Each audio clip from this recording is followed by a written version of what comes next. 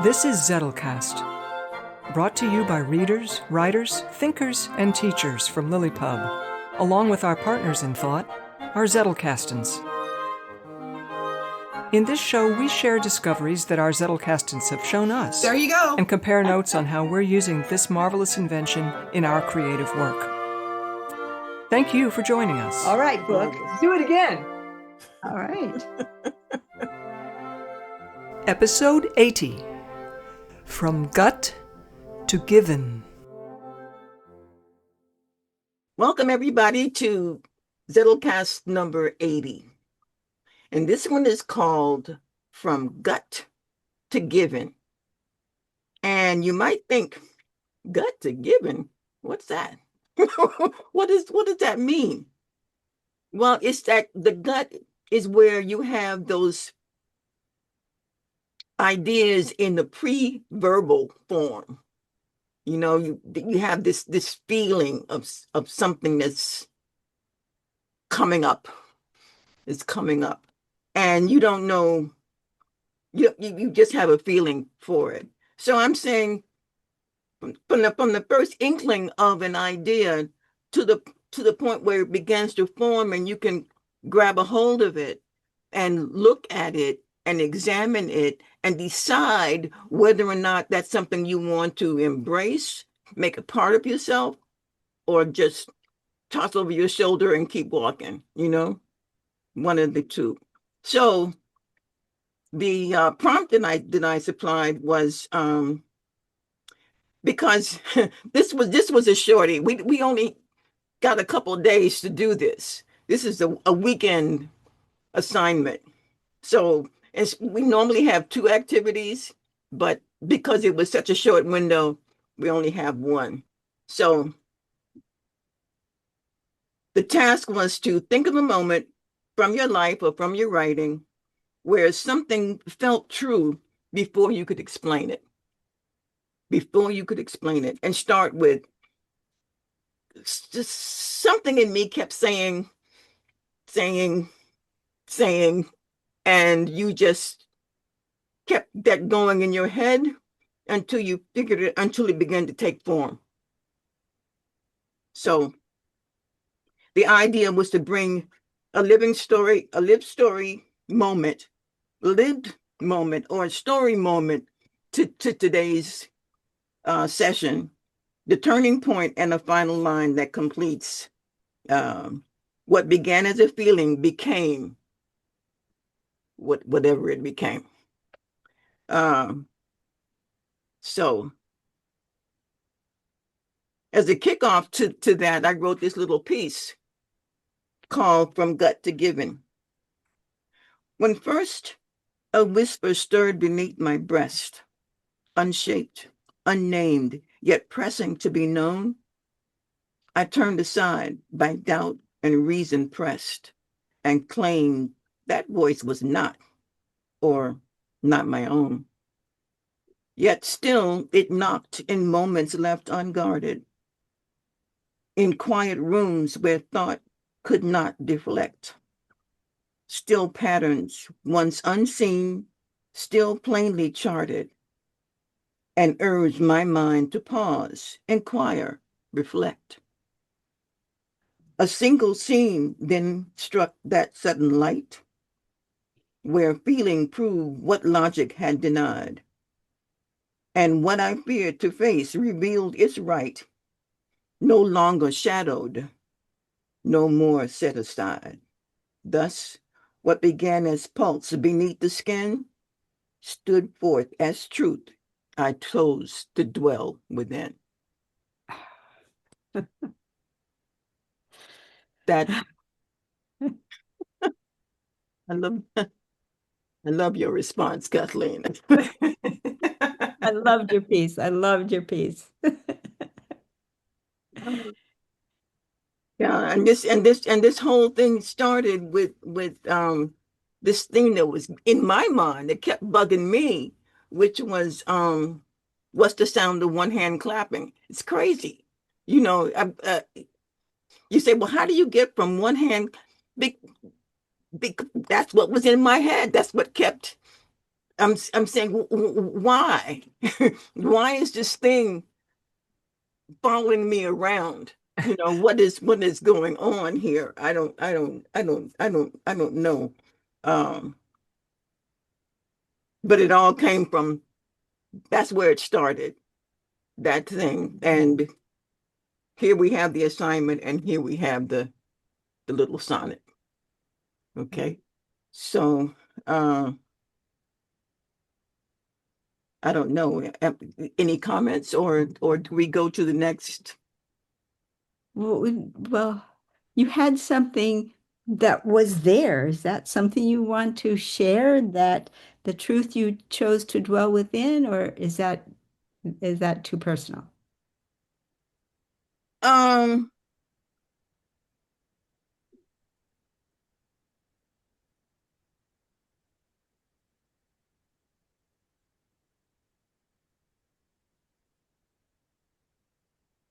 there was this thing that I kept thinking about, and it popped up. Um, because of this, I don't know if it's pronounced coins, I think it's koan. koans, koan. You know what I'm talking about. Yeah, I do. I don't. and I was trying to because that's what one hand clapping is. It's a Zen koan, and I was trying to wrap my head around. Say, why is this? Why is this? Why is this? And as I was doing some research, I ran across. Actually, I was doing some research on that, and I ran across this other thing that had nothing to do with it, only to find out, yes, it did, had everything to do with it. And what was that? It's the phenomenon, not the phenomena, tradition, a tradition in Pittsburgh where um they have these snowfalls, and people get up and shovel their a car space, Uh-huh. right? And then they put a chair to save the space, saying that, yeah, they did all this work, right? And so I'm going to the grocery store, I'm going to wherever, but this is my space, you know? And so what happens when you come back and somebody has tossed your chair aside and has parked their car Mm. in this space where, I mean, when I first moved here, I used to get very upset when somebody parked in front of my house. I said, what are you doing? You know, but in reality, it's a public space. You don't own the street. So there's a coin that I have expended all this energy, and each shovelful of snow was part of my claim that says, this is mine. I've earned this. Blood, sweat, and tears. I've earned this. I cleared this out for myself. And I put my marker, my flag is it's right here. But who's going to hold it up? Can you take that? Can you take the guy who stole your who ignored your claim and just pretty well much said, well, thank you. Yeah. Took it and took it. And even if you were coming down the street with groceries in your hand and you look and you get eye to eye with this person who just took your space, there is nothing legally that you can do. Uh-huh. And he just slams the door and goes trotting right on off. So it's the idea is that koans are a bottomless, I don't want to say pit, but an unexhaustible font of stories Ah. is the point. An unexhaustible font of stories. Ah. Okay, because it's the tension, and that's what storytelling is all about. You want to develop tension in your reader to make them pay attention to where the story is going, the ins and outs, ups and downs of that story. So that's what I'll share with you. Oh, Yeah. oh, thank you. Thank you. Okay. Oh, wow. Very interesting about this tradition in Pittsburgh. It sounds like the tradition in Pittsburgh is not necessarily being followed by newcomers to Pittsburgh, which happens. It reminded me of sitting here in this very house on Thanksgiving Day, hearing a wood chipper outside, Oh. an otherwise silent neighborhood. Uh-huh. Ooh. And the person operating the wood chipper does that work on his day off. Ah. And the people who hire that person with the wood chipper benefit from a cut rate. And who in the neighborhood is going to go and say, do you notice how you're the only one making that sound on this day? Maybe you're missing something. But we don't. Uh-huh. Maybe somebody did. I'm not the person to go do that. It just feels sad to me. Yeah. Yeah, that person and both the hired and the hirer were in their own world doing their own thing and saying, Yeah. to heck with everybody and everything else. Yeah. Yeah. I got some time and I got this chore that needs to be done. Hmm. So boom. Yeah. Yeah. I mean, you can't necessarily rely on traditions to last forever. They take propping up a little bit. Well, Sorry. Yeah. yeah. If people don't go along with it, I mean, Yeah. they have to think of it as being sacred. And if it's not sacred to them and they don't pass it on and so it stays strong, Yeah. then it will surely die. Yeah. Yeah. It will Yeah. surely die. Okay. Um, Julianne. Sure. So, of course, we've all had moments like this. We've each of us lived at least 6 decades, some of us beyond that. So hopefully we've had some moments that we can look back on. And so I had choices from long ago, some of them involving people, other people, in relationships. And it's like, do I really need to be discussing a relationship in my 20s that had such a moment? No, no, I don't need to do that. So I picked something that happened within this decade. And I wrote a little poem about it called The Telling Detail. The timing, this time, was the tell. That one little word, great, so like affirmation, so like encouragement, so premature. It drew attention to itself. Discernment, trained on a moment of art struggling to form, diverted by the squeak of this voice. Flow stopped. No favor done, other than the critics unmasking. Okay. I love that. Uh, I get it now. When you first posted it, I didn't have a clue. But now it has a large packet of information. Thank you. It was interesting after, so hopefully it's clear what's going on there. A lot of people talk about the inner critic and they give that voice of the inner critic the totally bullying tone. You're terrible, this is terrible, blah, blah, blah, blah, blah. But it can speak in lots of tones and keep you from your work.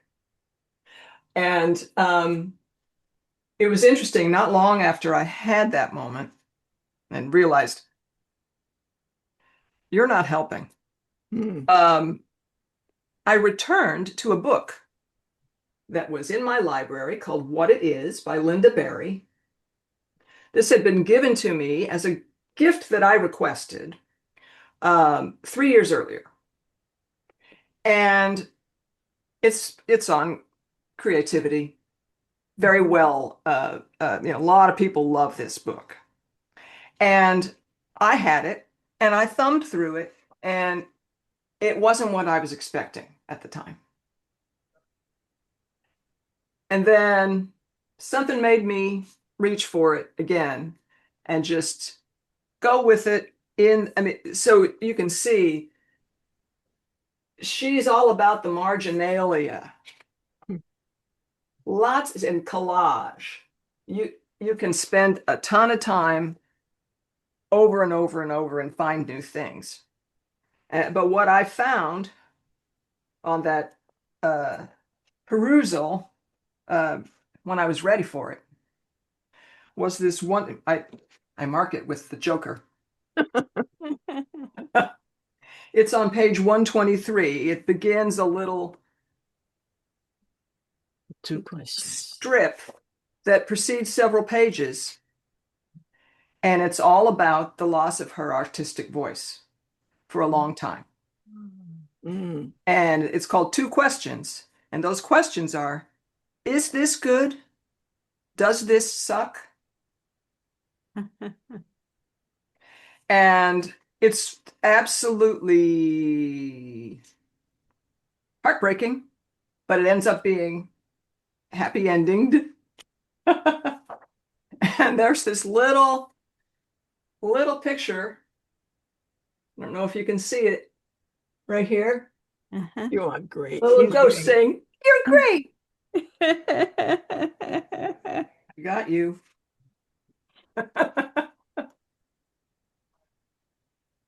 So anyway, that was another gift that this moment gave me, which was to realize, I'm not alone. This problem is not unique. Yeah. No, but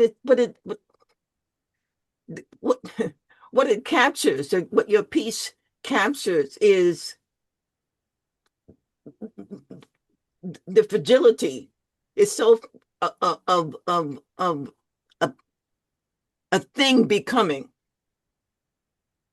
and it can be an idea. It can be, I don't know, a musical piece, which is another form of an idea. You could be right on the brink of understanding something you've been trying to understand, and somebody hops in and says, "The girl, what?" Yep. And blows your whole thing. So I love this piece. I think it captures something that I don't know if anything is more than universal, but if there is, this is certainly would be counted, I think, among those pieces that are more than universal, because it's like, I mean, that's a core of the human experience, I think, so thank you, Julianne. Thank you. Yeah. Thank you. Yeah, you're welcome. You draw the best out of us. Yeah. I don't know. You have I did go to, oh no, I can't talk about that now. Sorry. Spoilers. Yep, exactly. Clap. Right, right. Okay. So on that note, let us hear from the esteemed Kathleen Sprinkler. Okay, well, I don't know how esteemed because for me, what this did, you just summed it up, Deb, when you said we're talking about how Julianne's piece was truly universal. And this is a common experience to each and every one of us. And I found her piece initially impenetrable. I could not fathom what it was she was actually trying to say. She had to explain it to me just now for me to get it. But I did get yours, Deb, from the get-go. And it was the most brilliant explanation of a phenomenon that I was firmly convinced did occur to real people on at least on occasion, but which I had no personal experience of. Mm. And it's like, this is me that you have described for me a peg T and the INTJ that in Myers-Briggs, I'm T, fought against the wall, you know. And you elucidated for me what feeling the people who are on the feeling side experience. And also I am a TJ, a judge, the everything has to be, you know, they say judging, but it's not really judging. It's deductive logic. It has to be deductive logic. It has to be thought. It has to make sense. It's got to progress from the start to the end. And perceiving is the opposite of that one.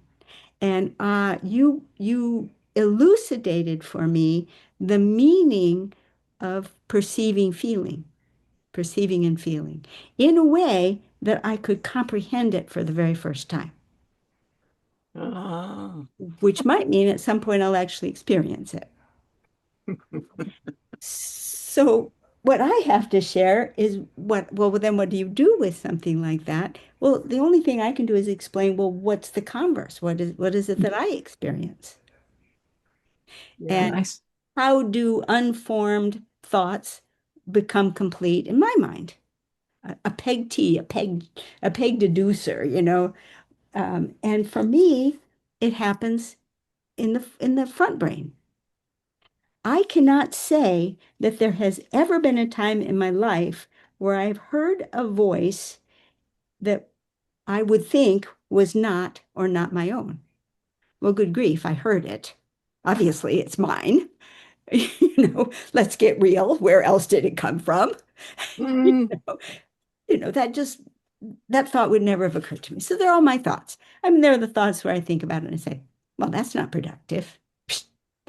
Um, but there, I could answer, then something in me kept saying, but then I have to answer it in terms of something real. And I had a wonderful example just this past week because I have been doing discursive meditation. Thank you, Mel Jeffcoat. If you haven't seen his series on discursive meditation, and if you don't have his book, and if you don't have his book, Turning the Page, where he tells you about discursive meditation, you'll want to get it. I used to do wild mental rambling. Now I do discursive meditation. Big productivity difference here. And I was pondering the question of, in my own lived moment, so now I'm on to lived moment here, the character trait of modesty. And this has another tie-in to the moment because you were talking about the Coing, Go on. Koan. the come on. koan being an endless source of story. Well, Yeah. it's my firm belief that each and every character trait and every possible combination of character traits are endless sources of story. And I was pondering the character trait that goes by the name of modesty. And it was bothering me very much because I felt that it did a particularly poor job of explaining a very precise character trait. The character trait of modesty is specifically and precisely about your character's reaction to receiving attention, nothing more. And in that field of receiving attention, you have the disordered need to get lots of attention, which of course is affirmation. They want affirmation. Pay attention to me. That's a disordered state. You have the disordered state of, oh, don't look at me. I don't want any attention. And then you've got either the well-ordered state of not particularly needing to have attention, but you have a couple of other well-ordered states. You have the ability to pull attention when you're the one that ought to be paid attention to, like the teacher who can stand up in class and everybody falls silent and pays attention, or the one that only came to me for the very first time in this discursive meditation, which is the free-flowing attention of a wonderful social conversation, where the attention just moves seamlessly from person to person in a conversation that's just absolutely delightful. And when you're done, you just are so thankful that you actually showed up that evening. Mm. And that is the character trait that has this moniker modesty, and it just feels so wrong. So I was doing my discursive meditation where I was struggling and struggling to look for a better name. What would be a better name for this? And I came up with I came up with a working word, but it didn't do all that well. However, in the process of doing this meditation, I ended up with a story moment, which is the other aspect, lived or story. Both Teresita and Helen have issues with attention. Teresita, rather obviously, her favorite perch is underneath the table. She has really does not want attention. And Helen, who for all of her life, her house was the one where all the kids in the neighborhood hung out. Why wouldn't they? Her husband, Freddie, loved games and would play with any kids who were there. From the time they were toddlers, he'd play with them at their level. And now that when they were young teens, he'd play with them at that level. And even when he was away at work or doing something else, all of his toys and games were there. So quite naturally, her house was the place where everyone was and where you had many opportunities for those marvelous conversations where the attention flowed freely. But now she was becoming an empty nester. Mm. As the kids were living their own life and spending less time at home, so Freddie was also spending less time at home, and she was spending more and more time alone at home. So she was also experiencing a problem with attention. So that's the story moment. Then for the turning points, which is the next point on your thing, Teresita makes a Bezier belt and suddenly finds herself the focus of attention. And in part because she's standing next to Jinx the tree, and in part because she's wearing the Bezier belt, it's not bothering her. She picks up on Jenna's longing, the breathless, oh, a Bezier belt, that had no greed attached to it, no jealousy, just awe and oh, to have one of those. And she just does the first most natural thing. She takes it off and gives it to Jenna. Well, Jenna, being in awe of how great the gift is, doesn't feel she could possibly accept it. She has to struggle to find the words to explain to Jenna why she should take it. And the only thing she can manage to do is to grab a ball of unformed bast, the raw materials of the belt, hold one in each hand and say, both the same, and hand the belt to Jenna. So that is her turning point. Of course, she's going to have troubles because she's no longer wearing the belt, and soon she won't be standing next to Jinx, but oh well, she's got work to do. She's got her glimpse. Helen, on the other hand, is going to try again, being a conscious person and aware of her problem and knowing what the problem is, tries again and again and again to solve it for herself and keeps failing. So how she ends up solving it is a gradual process. So that's their turning point. But I also had a lived turning point in my musings on modesty. I'm also reading a lot of the works of Anna Wierzbinska, who advocates for something which she calls natural semantic meta-language. And even though that's a big and difficult sounding term, what it actually represents is a very small set of words. See, think, like, want, feel, good, bad, now, then, will be. Basic words that exist in, they've studied hundreds of languages on Earth. They exist in virtually every language, with the tiniest exceptions of languages where these words do not exist. And she's compiled this list. And the beautiful thing is that this can become the basis of lexicography. Because when you're trying to define a word, you can get right in a loop very, very quickly. I saw that right away with the character traits. Okay, what does the character trait of honesty mean? Well, it means that you're open and sincere with other people. Okay, what does the character trait of sincerity mean? It means you're being honest. Are they the same? Oh, no, they're not the same at all.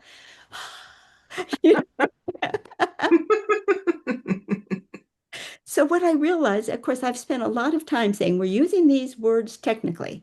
When I say honesty, I don't mean what you thought honesty meant. I mean this and this and this. And I run around in circles trying to define these, trying to express these very, very well-defined boundaries. The boundaries exist. It's up to me to express them and to pass them along in a way that means sense because they are sources, unexhaustible sources of story. Mm. And so it's vital that I bring these out to people. But I realized my turning point was realizing that I did not need a better word. I needed a better definition. And as close to natural semantic meta-language, as close to those see, want, like, now, good, bad, as I can possibly get to express what those character traits mean in the simplest possible terms so that it can be conveyed because otherwise you're not communicating. You think you're communicating because you've chosen the precise word that exactly says your meaning, not worry, angst. And then you hope the other person has that same meaning for angst, Yeah. but you don't know. You don't know. Oh no. And so for me, the bottom line was what began as a feeling became a mission to translate the character traits into natural semantic meta language. So, on 1,000 scores, thank you, Deb.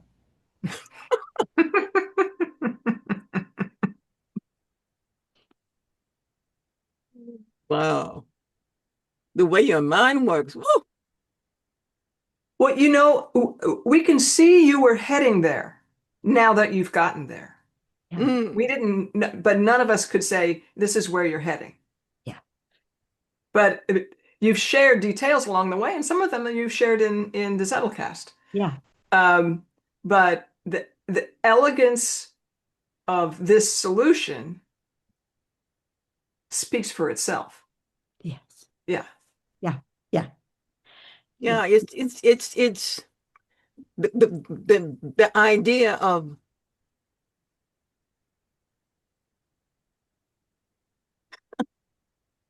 the most or the most viable solution. The tiniest capsule that you can get it into is the one you're after. The tiniest capsule. Yes. So that the learner doesn't have an opportunity to trip over stuff, trip over words. Yeah. Yes. Because you've used 10 words, but no. You reduced it down to 3 or 2 or maybe even 1. Maybe even if that word has meaning that's matched meaning across time, space, culture, because the character traits do. Now, there's been all kinds of research on emotions. Emotions do not translate across culture. Emotions do not even translate across time in a given culture. And they certainly don't translate across languages. But the character traits, and that's the other card that I made today, is my hypothesis, and possibly it's going to be my thesis if I can get a little more reason to suspect that the hypothesis is true. It's a conjecture at this stage. Hmm. I believe that if I succeed in expressing any given character trait in natural semantic metalanguage, not only can I convey it to the other person, but I believe that that is translatable across time, culture, and language. Ah, what I used to refer to when I was growing up. Where's the grid? I was looking for the grid. Somebody give me a grid so I can lay it across this space and understand what the heck is going on. Where is the grid? Yep. And what you're suggesting is a grid. Yeah. Yeah. But the grid is a flower. And you've seen the flower, and that's why it was so hard to find. But I don't want to divert it to my topic because your topic was from gut to given is the topic of our talk today. And for me, it was so beautiful because both of you let me see into to your minds and your ways of shaping ideas that all that heretofore I was blind to. I just find that fascinating. Yeah. I find that fascinating. There's never been that thing that kind of boils up and becomes a something. Oh, yes, absolutely. Modesty and my mission. That I won't say, no, I will not say that there isn't something I did. What began as a feeling became a mission to translate the character traits. Yes, it does happen, but it happens on different channels than it seems to happen for you or for Julianne. Ah, It takes a different It pathway. yeah, it feels like a very um, useful channel for you, Kathleen, is the feeling of not matching, Hmm. something not matched. Yeah. And whatever that does for you, however you feel that besides saying the words something not matched, there may be something, well, you said it bugged you. Yes. Being bugged. This What is, should be the same as that, but yeah, this is not the same as that. Why is it that this is not the same as that, while at the same time this feels like this should be the same as that? And certainly that's feeling. yeah, Because what else is it if you don't have this sensation that they should be the same, but they don't feel? You look at them and they're not really the same, and you say, okay, then they're not the same. Oh, but they are the same. And each way you decide, you've missed the mark. yeah, but And that's the turning point, though. The yes, the yeah, the the the, the moment. It I can't. The gut is nonverbal.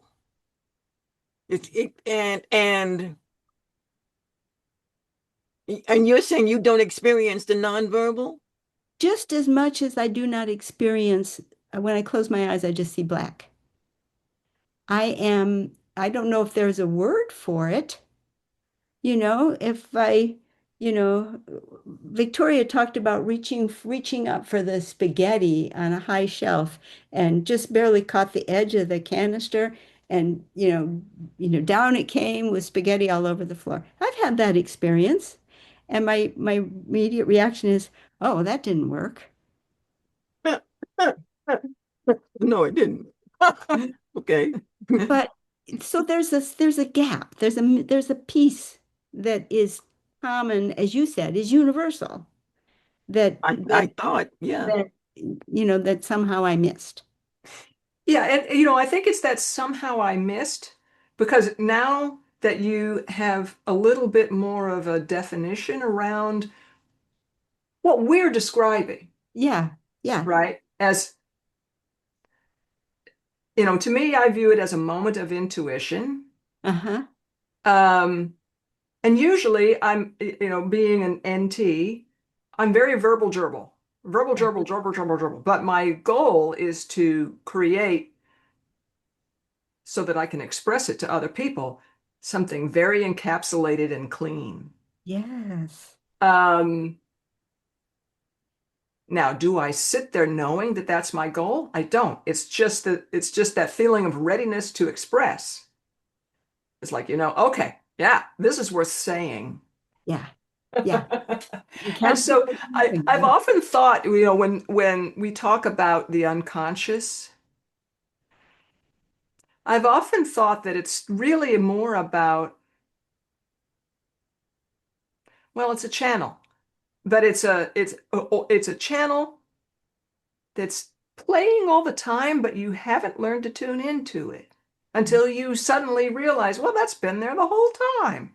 Ah, And it might even be speed. Like it happens so quick that you're dazzled by wherever it lands rather than how it got there.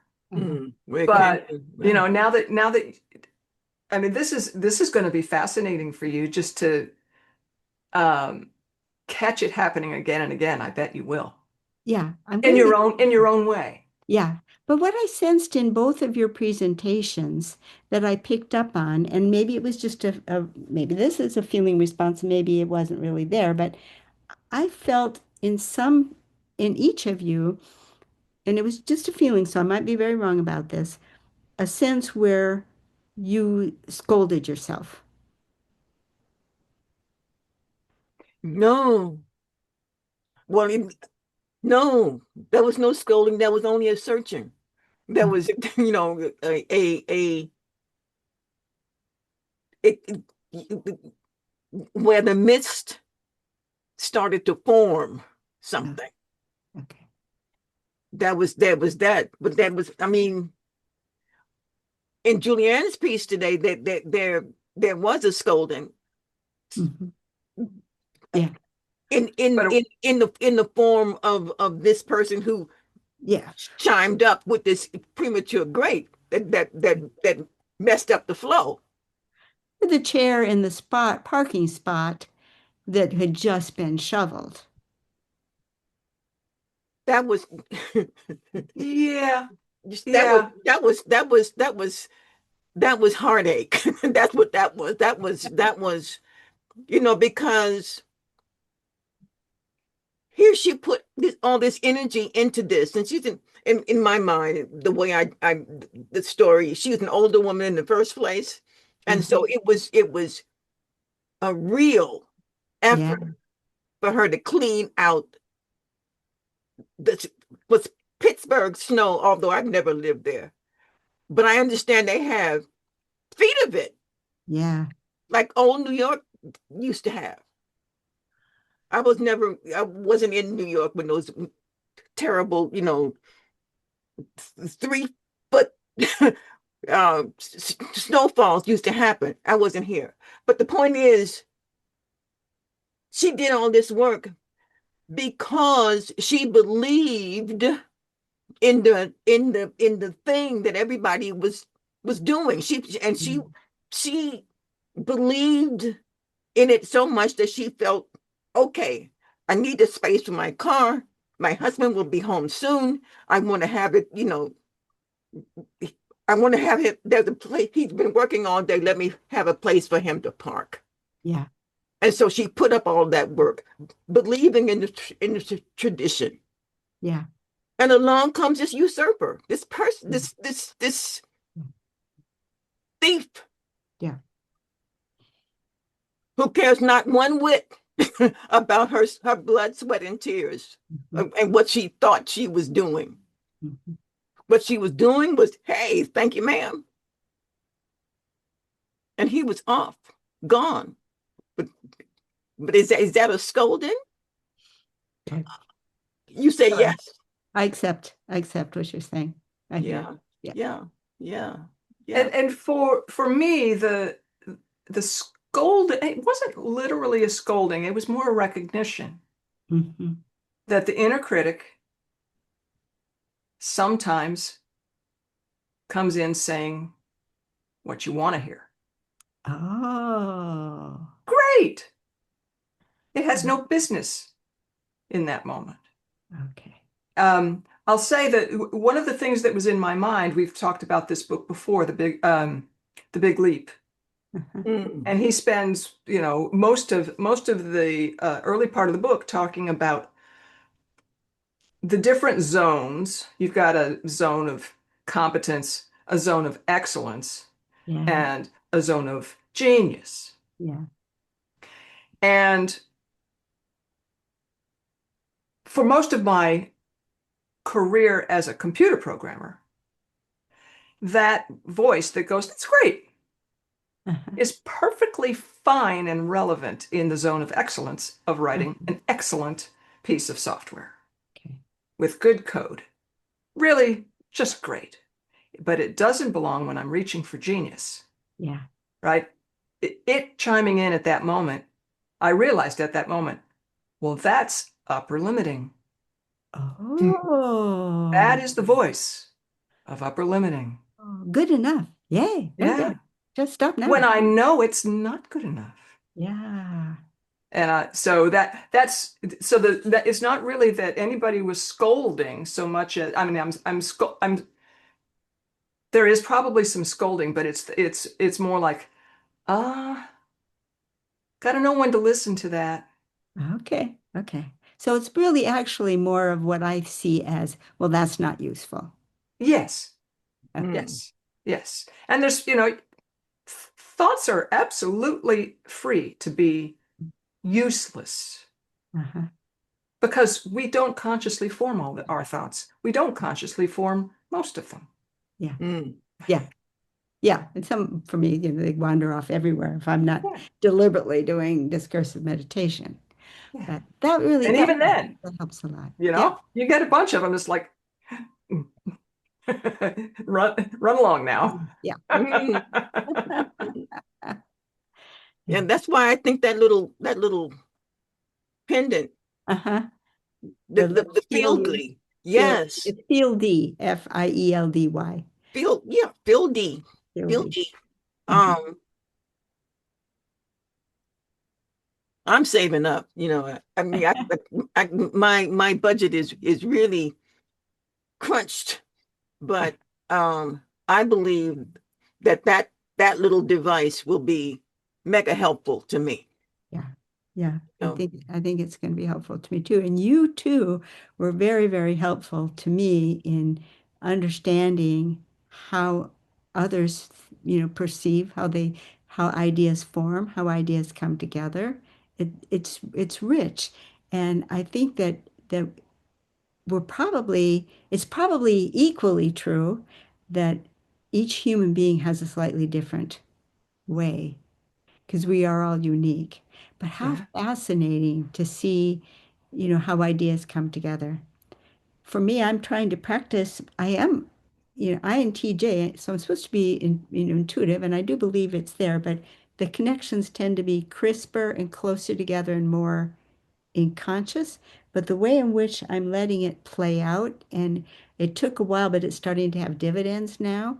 And that is some time ago, over a year ago, I'm resolved to let each card choose its own parent, choose which, hmm, deliberately. And that meant that I did not have to be able to recite a reason why this card belonged in this conversation.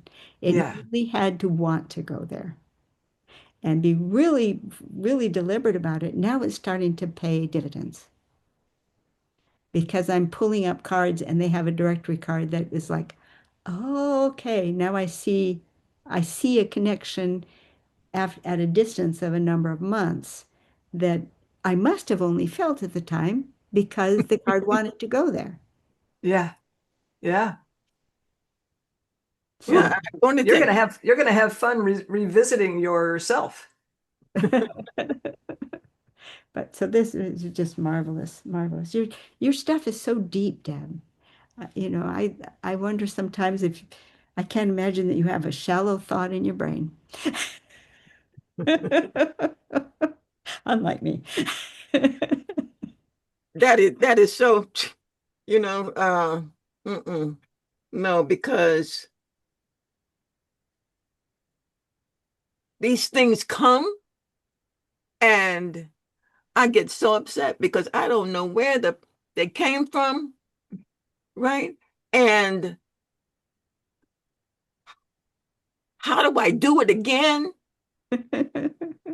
And how do I articulate what I'm talking about to somebody so they understand what, what I'm talking about? Thank you. You just did.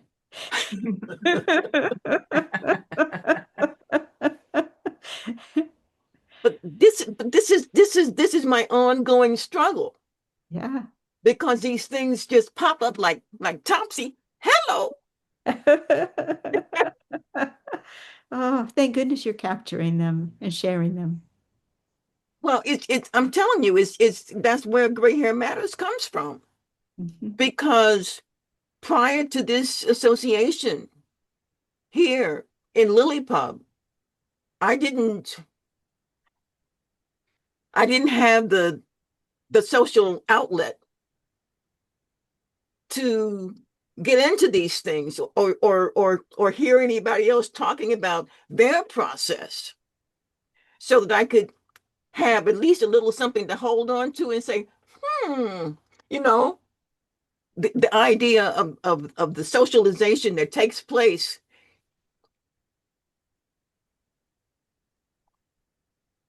has caused a transformation in me, a liberation, you know, I mean, of a freedom Uh-huh. that wasn't there before because I was so boggled down with not being able to speak on whatever was happening in my head, not even realizing that I was being choked with my own revelations, Ah. you know. It was, and so that's where gray hair matters comes from. It's like, okay, what we need to be able to do is to have a place, a safe place Mhm. where we can talk about our existences, the various aspects of existence. Mhm. And the idea of being able to see somebody else's a little modicum of existence and say, oh, well, mine is not like that. It's a little bit different. But in the realization that it's a little bit different, you get to be able to see it. Mhm. Yeah. Mhm. And that's liberating. liberating. Liberating. And I want to be able to open the door to as many people as possible to have that experience. And it can be done through this little box that we have here, the monitor, computer. um but I think that another aspect will have to happen first. I think there's a boots on the ground aspect too, but that's another time. Another time. Okay, so we were at, oh geez, we're at 110. Okay, so I guess, um where can people find out more information about us, Kathleen? You can come on over to lillypub.org. It's where we hang out when we're not in YouTube land, lillypub.org. And you can follow along with Deb. She's going to be building her Gray Hair Matters community within lillypub.org. So you can get in now. Our dues are only $8 a month right now. You never know when they're going to go up. Our 2-year anniversary is coming up next month. Who knows? So come on over to lillypub.org and join in the fun. And get that rate locked in Yes, for life. Okay. for long life. All Bye, right. everybody. Bye. Bye-bye.